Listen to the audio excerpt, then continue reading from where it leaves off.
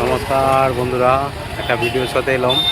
এটা হচ্ছে আনন্দ সংবাদ, লটারি সংবাদ।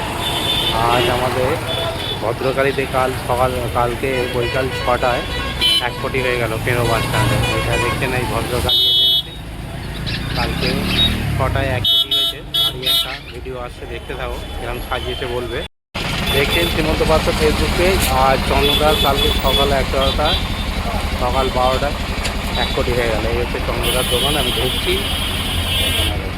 চন্দ্রদার দোকান, আর এই হচ্ছে চন্দ্রদা টাকা অনেকদিন পর একটা 1 কোটি তুলেছে।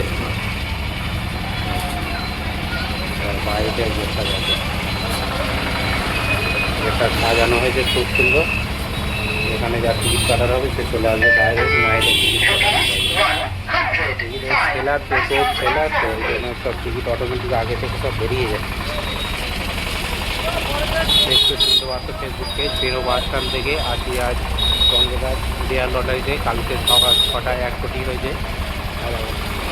টিকিট নাম্বার 95 যে 4 মাথা 4335।